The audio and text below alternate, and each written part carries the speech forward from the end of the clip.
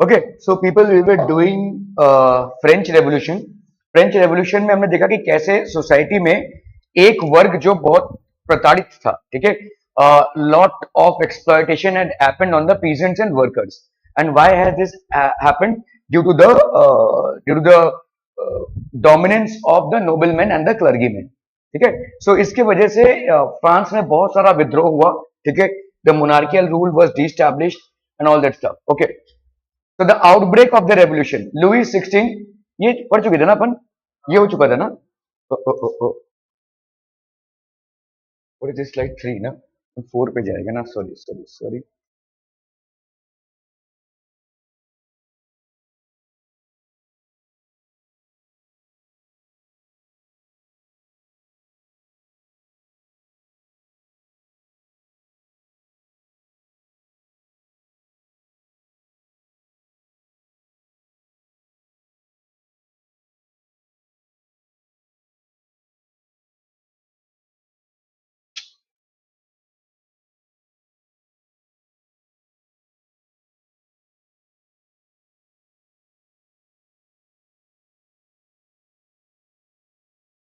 Okay, so Louis XVI finally accorded recognition to the National Assembly। अभी इनको भी समझ में आ गया था कि अभी हम पब्लिक का विद्रोह नहीं कर सकते, ठीक है, पब्लिक को नहीं झेल सकते, ठीक है। We have to comply with whatever the public is coming up with, ठीक है। तो जो Louis XVI थे, उन्होंने क्या बोला कि भाई लेट्स अकॉर्ड। अकॉर्ड मतलब क्या होता है? अकोमोडेट। पब्लिक की ये मांगे हैं, ये पूरी हमको करनी ही पड़ेंगी। अकॉर्डेड तो नेशनल असेंबली, इन्होंने बोला कि अभी हमारा स्टेट्स जनरल नहीं होगा, पहले क्या होता था? स्टेट्स जनरल, ठीक है। तो तीनों स्टेट्स के कमिटी मेंबर्स होते थे, ये स्टेट जनरल को डिसॉल्व करके अभी नेशनल असेंबली होगा, ठीक है। So Louis XVI finally accorded recognition to the national assembly. So national assembly came up, ठीक है, समझ में आ रहा है? ये national assembly was set up, accepted the principle that his powers would from now on be checked by a constitution। मरता क्या ना करता, ऐसा है। इनको वैसे भी ये ओवरथ्रो करने वाले थे, इनकी तख्ता काया पलट करने वाले थे, ठीक है। तो इन्होंने बोला कि ठीक है भाई, आप लोगों को अगर लगता है कि एक कॉन्स्टिट्यूशन होना चाहिए जो हमारे पावर्स को चेक करे, सो लेट दैट बी, ठीक है। इन्होंने एक्सेप्ट कर लिया, नेशनल असेंबली को भी एक्सेप्ट कर लिया, और एक कॉन्स्टिट्यूशन जो हमारे पावर्स को चेक करे, इस चीज को भी इन्होंने एक्सेप्ट कर लिया, ठीक है। 4th of August 1789 Assembly passed a decree abolishing the feudal system of obligation and taxes। तो असेंबली आई, असेंबली ने पहले ही आकर क्या कर दिया? ये जो feudal system of obligation and taxes है, इसको बंद करवा दिया। कॉमन मैन पे ये फ्यूडल सिस्टम का टैक्सेस जो था बहुत भारी पड़ रहा था, असेंबली ने आके पहले ही ये कदम लिया कि इसको बैन कर दिया, इसको खत्म कर दिया, ठीक है। Members of the clergy to were force to give up their privileges. जितने क्लर्गी मैन थे, क्लर्गी मैन मतलब कौन थे? ये प्रीस्ट। इनको बोल दिया गया कि भाई you have to sacrifice your privileges. अभी तक तुमको जो भी प्रिविलेजेस मिल रहे थे due to your birth, you have to sacrifice that, you will no longer be entitled to those privileges, ठीक है। So members of the clergy to were force to give up their privileges, okay. What else? Tithes were abolished. Tithes मतलब taxes होते थे, tits were abolished, ये भी आपके abolish हो गए। Lands owned by church were confiscated, ठीक है। तो जितने भी लैंड ओन थे चर्च से, वो कॉन्फिस्केट कर लिए गए। Land own by different churches were confiscated, they were confiscated, ठीक है।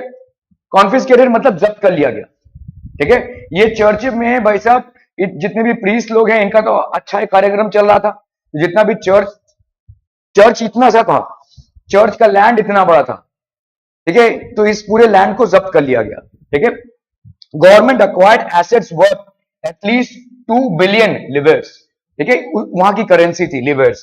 तो 2 बिलियन लिवर्स गवर्नमेंट ने एक्सेस कर लिया, गवर्नमेंट ने जब्त कर लिया, ठीक है। तो जो आर्थिक तंगी चल रही थी, उससे निवारण मिल गया। There was a financial crunch and now it was basically compensated, ठीक है। क्या ये समझ में आ रहा है ये बदलाव? Okay. France becomes a constitutional monarchy. 1791 में national assembly completed the draft of the constitution. National assembly ने अपना कॉन्स्टिट्यूशन का ड्राफ्ट कंप्लीट कर लिया, ठीक है। Main object was to limit the powers of the monarch. Monarch के पावर्स को लिमिट करना, ठीक है। मोनार्क मतलब किंग के पावर्स को लिमिट करना। किंग के सारे पावर्स को अभी लिमिट कर दिया गया। किंग रहेंगे, लेकिन he or she will have to act as per the constitution. Okay, the constitution of 1791 vested the power to make laws in the national assembly. तो कॉन्स्टिट्यूशन बनाया गया किसमें? 1791 में, और इनको पावर मिला क्या? Make laws in the national assembly, ठीक है, विच वॉज इनडायरेक्टली इलेक्टेड. तो ये नेशनल असेंबली का इनडायरेक्ट इलेक्शन होता था. Okay, citizens voted for a group of electors. तो कैसा होता था? सिटीजन्स पहले इलेक्टर्स को वोट करते थे, और ये इलेक्टर्स जो मेंबर्स होते थे नेशनल असेंबली के, उनको वोट करते थे, ठीक है. That is how the selection was done, who in turn chose the assembly. So citizens used to vote a group of electors. These electors chose the members of the National Assembly. That's how the elections for National Assembly used to happen. ठीक है? Okay. Not all citizens have the right to vote. सबको भाई साहब right नहीं था vote करने का. Not all citizens had right to vote. तो वोटिंग राइट किसको किसको था? देखो, only men above 25 years of age who paid taxes equal to at least 3 days of a laborer's wage were given the status of active citizens. तो देखो, labourer का veg होता है, जैसे अगर आप देखोगे मुंबई में एक लेबरर का वेज होता है पर डे का अराउंड 1500 रुपीज, 1500 पर डे. अभी आप उस लेबरर से पत्थर तोड़वाओ, पेंटिंग करवाओ, जो भी है, ये लेबरर का रेट होता है 1500 पर डे, जिसमें वो 8 घंटे काम करता है, ठीक है. तो अगर मैं बोलूंगा कि इसका 3 दिन का पगार कितना होगा, तो अप्रोक्सीमेटली कितना हो जाएगा? रुपीज 4500, है ना, 3 दिन का पगार हो जाएगा. तो अगर कोई ऐसा इंसान है जो गवर्नमेंट को इतना टैक्स पे कर रहा है कि लेबर के 3 दिन के पगार के बराबर हो, तो ही उसको वोटिंग राइट मिलेगा. मतलब वो अप्रोक्सीमेटली रुपीज 4500 टैक्स गवर्नमेंट को पे कर रहा हो, ऐसा इंसान है, तो ही उसको वोटिंग राइट का अधिकार है. क्या ये समझ में आ रहा है? ठीक है. तो एक तो पहली बात, only men were allowed to vote, women were not allowed to vote.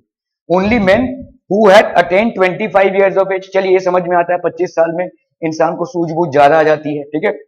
Who paid taxes. कितना टैक्स पे करना है? सब लोग जो टैक्स पे कर रहे हैं उनका नहीं, जिनका टैक्स कितना हो, minimum at least 3 days of labourers wage, 3 दिन का पगार के बराबर हो, at least 3 days of labourers wage were given the status of active citizens.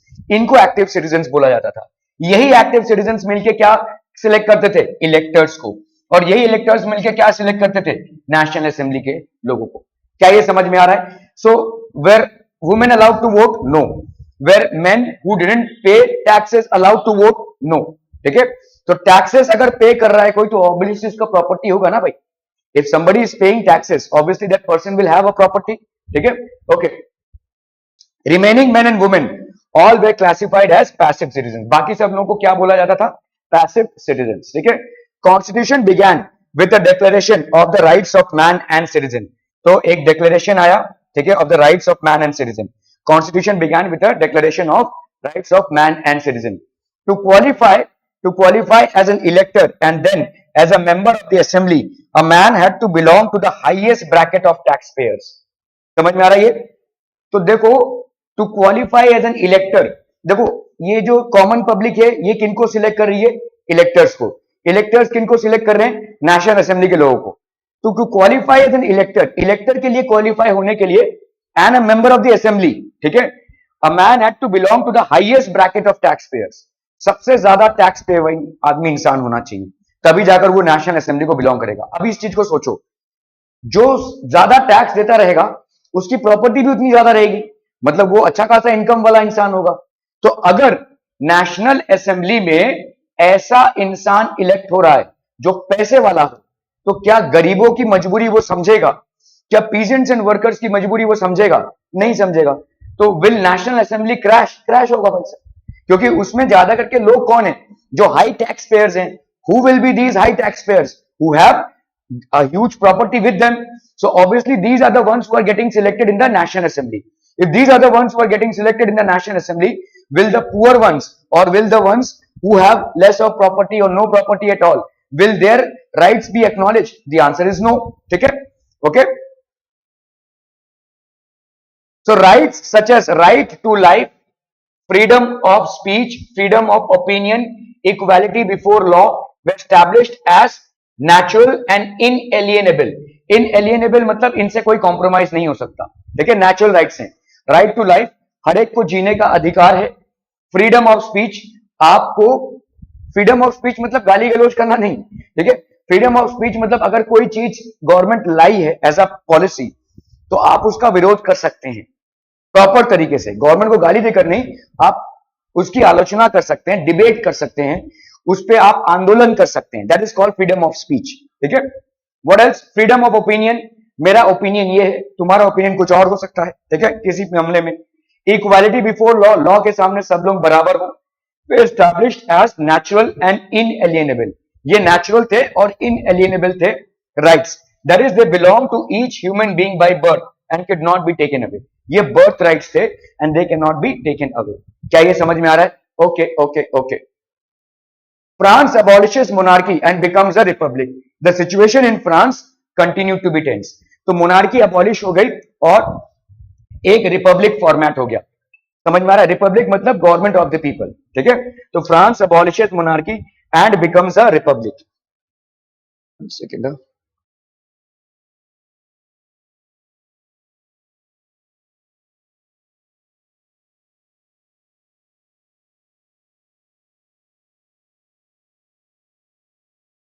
the situation in France continued to be tense. Louis XVI had signed the constitution. तो Lewis 16 ने constitution sign किया था, ठीक है, okay. He entered into secret negotiations with the king of Prussia. तो इन्होंने भाई साहब सीक्रेट नेगोशिएशन कर लिया, किसके साथ? जर्मनी उस टाइम पे प्रूशिया नाम से जाना जाता था, ठीक है।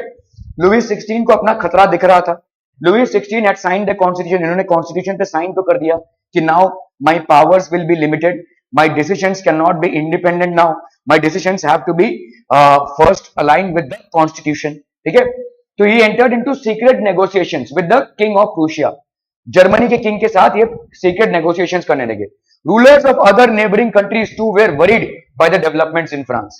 ये भी भाई साहब थोड़े दूसरे जो कंट्री, देखो सब जगह मोनार्कियल रूल था, अभी फ्रांस देखो सेंटर ऑफ यूरोप में था और फ्रांस एक पावरफुल नेशन था उस टाइम पे, तो इसको लगे जितने भी कंट्रीज थे उन सब कंट्रीज में ये खबर फैल रही थी कि भाई किंग तो अभी किंग के पावर्स कट कर दिए गए हैं, अभी ऑलमोस्ट डेमोक्रेटिक रूल सेटअप हो रहा है, नेशनल असेंबली आ रहा है, ये सब चीजें आपके मोनार्कियल रूल को खतरा है भाई साहब, है ना। तो ये सब में डर फैलने लगा, जितने भी मोनार्कियल कंट्रीज थे, obviously all of them were monarchial countries, so the fear of losing their monarchical power or the rights to their kingdom was now emerging, ठीक है। Rulers of neighboring made plans to send troops to put down the events that had been taking place since the summer of 1789। तो इन्होंने क्या बोला कि यार France की काया पलट एक बार हो गई, सोचो इस चीज को, फ्रांस में अगर डेमोक्रेसी ने टेक ओवर कर लिया और मोनार्कियल रूल खत्म हो गया तो अपनी तो कहानी खत्म, फिर ये चीज हमारे कंट्री में भी होने वाली है, तुम्हारे कंट्री में भी होने वाली है, तो क्यों ना इसको अभी क्रश कर दिया जाए, क्योंकि लोगों ने अगर सक्सेस देखा तो सब लोग उस मॉडल को फॉलो करेंगे, है ना। हमारे कंट्री में भी खतरा हो जाएगा, तो क्यों ना हम ऐसा करें कि हम लोग सब एक मिलिट्री बनाए, आर्मी बनाए और फ्रांस में भेजें मोनार्कियल रूल को रीस्टैब्लिश करने के लिए। क्या ये समझ में आ रहा है? ताकि मोनार्कियल रूल रीस्टैब्लिश हो जाए, ये पूरा जो रेवोल्यूशन है वो खत्म हो जाए और हम भी सेफ हो जाए। क्या ये समझ में आ रहा है? क्या ये प्लानिंग समझ में आ रही है? ठीक है। So the rulers of the neighboring countries made plans to send troops to put down the events that had been taking place since the summer of 1789. Okay.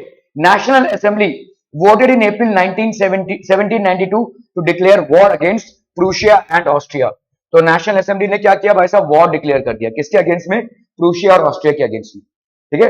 National assembly voted in April 1792 to declare war against Prussia and Austria, ठीक है। National assembly ने देखा कि यार ये लोग ना अपनी आर्मी जमा कर रहे हैं हमारे अगेंस्ट, तो क्यों ना हम ही पहले इनके ऊपर अटैक कर दें। तो नेशनल असेंबली देख रहा था कि आर्मी जमा करने का मकसद क्या है, यहां पे फिर से मोनार्कियल रूल को स्टैब्लिश करना है, और अगर हम फेल हो गए तो फिर से सारी दुनिया में हमारा नाम नहीं रहेगा, ठीक है। तो let's first attack them. They saw this as a war of people against kings and aristocracies all over Europe. ये कैसा वॉर था? ये सिर्फ कंट्री में वॉर नहीं था, ये वॉर था कॉमन लोगों में एंड अगेंस्ट किंग्स में। समझ में आ रहा है? ये ऐसा वॉर बना। This was a war in which common people fought against the Kings of the Nations, ठीक है, okay. Thousands of volunteers thronged from the provinces to join the army. अब ये कॉमन कॉज के लिए था, तो वॉलंटियर्स आ गए, खेत खलिहानों से जो किसान थे सब लोग आ गए, किसान के बेटे लोग सब लोग आ गए, भाई साहब ये हमारा वॉर है, हम इसको नहीं करेंगे तो कौन करेगा, ठीक है। कोई मिलिट्री की जरूरत नहीं है, चलो भाई साहब हमारे पास जो है उसी को लेकर हम लड़ेंगे इस वॉर में। समझ में आ रहा है? Because this is a war of common people against the monarchs and the Kings, ठीक है। तो थाउजेंड्स ऑफ वॉलंटियर्स, वॉलंटियर्स मतलब जो पेड नहीं है। Patriotic songs they sang was the Marseillaise. तो ये आपका मर्सियालिस उस टाइम का एक पेट्रियोटिक सॉन्ग था, जैसे वंदे मातरम हमारे लिए एक पेट्रियोटिक सॉन्ग है, वैसे ही मर्सियालिस उनका एक पेट्रियोटिक सॉन्ग था, composed by the poet Rouget de Lisle, ठीक है। तो इन्होंने, ये पोएट थे जो इन्होंने ये कंपोज किया था। Marseillaise is now the national anthem of France, यही आगे चलकर नेशनल एंथम बन गया था। Revolutionary wars brought losses and economic difficulties to the people. जब भी कोई वॉर होता है, चाहे वो मतलब किसी अच्छे कॉज के लिए ही क्यों ना हो, उसका नुकसान तो होगा, ठीक है। तो बहुत सारे लॉसेस हुए, इकोनॉमिक डिफिकल्टीज भी बढ़ गई, ठीक है। Economic difficulties increase, men were away fighting at the front. अभी घर के लोग जो थे, जो मर्द लोग थे, वो तो चले गए लड़ाइयां लड़ने के लिए, ठीक है। लेकिन ये जो डिफिकल्टीज बाकी रह गई, women were left to cope up with the task of earning a living and looking after their families. जो वुमेन पीछे रह गए थे, उनके ऊपर उत्तरदायित्व आया कि कैसे भी करके इस फैमिली को सपोर्ट करना है। तो women were left to cope up with the task of earning a living and looking after their families, ठीक है। Okay, large sections of the population were convinced that the revolution had to be carried further, as the Constitution of 1791 gave political rights only to richer sections of the society. भाई इनको दिख रहा था कि higher tax payer वाले ही national assembly में जा सकते हैं, हाईएस्ट टैक्स पेयर वाले ही नेशनल असेंबली में जा सकते हैं, तो मतलब richer sections of the society only were allowed to the national assembly. तो लार्ज सेक्शन, तो अभी जितने भी पॉपुलेशन थे वो भी कन्विंस हो गए कि भाई ये तो हमारे साथ गड़बड़ हो रहा है, ठीक है। We are not allowed to the National Assembly. Only high taxpayers are allowed to the National Assembly. As the Constitution of 1791 gave political rights only to richer sections of the society. Political clubs became an important rallying point. तो जितने भी political clubs थे, they became an important rallying point. ठीक है? Okay. Most successful of these clubs was that of the Jacobins. ठीक है? तो अभी धीरे-धीरे political clubs बनने लगे. ठीक है? Club मतलब समझते हैं ना? Gyms, clubs ऐसे होते हैं. पहले के जमाने में ऐसे clubs मतलब लोग आते हैं वहां पे खेल कूद के लिए, या वाचनालय जिसको बोलते हैं, लाइब्रेरी टाइप का, लोग आते हैं आपस में मिलते हैं और फिर वो क्लब बन जाता है। तो यहाँ पे जैकोबिन क्लब्स सेटअप होने लगे। Most successful of these clubs was that of the Jacobins which got its name from the former convent of Saint Jacob in Paris. Members of the Jacobin Club belong mainly to the less prosperous sections of the society. गरीब लोग ज्यादा थे इसमें, peasants, ठीक है, workers, ये लोग ज्यादा थे जैकोबिन्स क्लब में जो लोग। तो ऑब्वियसली वो लोग अपने प्रॉब्लम्स को डिस्कस करने लगे, तो प्रॉब्लम का हल निकालने की भी सोचने लगे, और फिर आपका आंदोलन में प्रोत्साहन चालू हुआ, ठीक है। They included small shopkeepers, artisans such as shoe makers, pastry cooks, watch makers, printers as well as servants and daily wage workers. तो ये सब लोग थे, कॉमन लोग। Artisans such as shoe makers, pastry cooks, watch makers, printers as well as servants and daily wage workers, ठीक है। Leader was Maximilian Robespierre. इनके leader कौन बने? मैक्समिलियन रॉबर्टस्पियर, जैकोबिन क्लब के ये लीडर बने, ठीक है। He was the leader. धीरे धीरे ये संगठन बढ़ने लगा।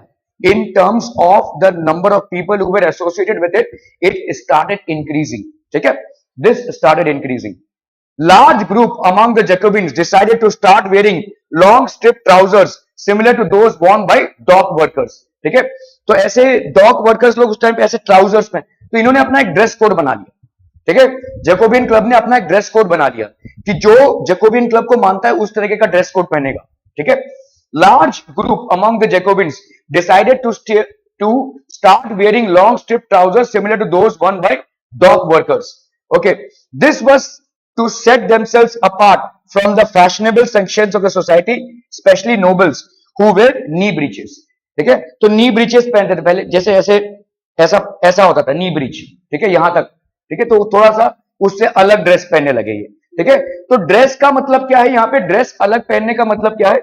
The reason to wear a different dress was to indicate that we do not belong to your class, we belong to the class of Jacobins who are up in revolt against the entire monarchial rule, ठीक है। Clear है? Okay okay okay, एक minute.